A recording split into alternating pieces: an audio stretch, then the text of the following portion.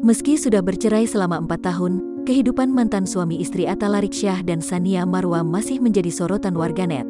Sebab, setelah pernikahan mereka resmi diputus cerai Pengadilan Agama Cibinong tahun 2017, Atta Lariqsyah dan Tsania Marwa masih berseteru soal hak asuh anak.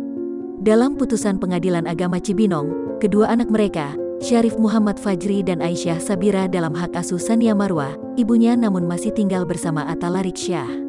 Hal tersebut membuat warganet ikut campur. Mereka meminta pria yang akrab disapa Arik itu rujuk dengan Marwa, mantan istrinya. Arik seakan kesal dengan permintaan warganet yang memintanya rujuk dengan wanita 30 tahun itu. "Rujuk wah udah talak 3 woi netizen," kata Atta Lariqsyah yang ditemui di kawasan Mampang Perapatan, Jakarta Selatan, Jumat tanggal 30 Juli tahun 2021. Pria 48 tahun itu pun meminta warganet untuk menjadi orang yang cerdas dalam menanggapi sesuatu, termasuk masalah rumah tangganya dengan Marwa. "Tahu nggak talak 3 itu artinya apa? Jadi jangan bodoh," tegasnya.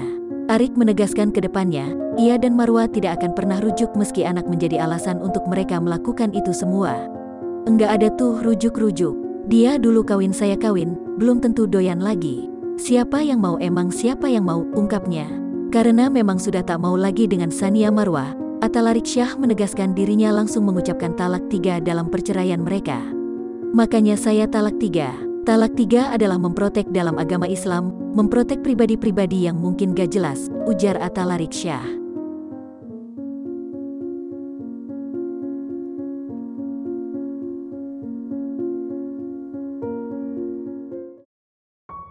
Cerita haru seorang kakek yang rela bersepeda sejauh 15 km demi mengikuti vaksinasi COVID-19, viral di media sosial.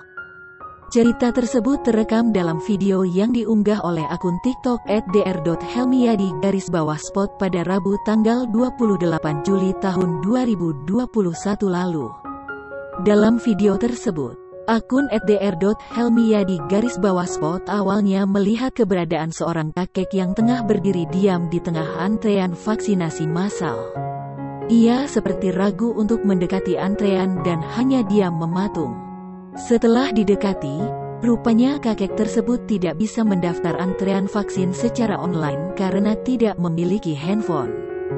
Dari cerita sang kakek, rupanya ia telah menunggu sejak pagi dan rela bersepeda sejauh 15 km demi mendapat vaksin.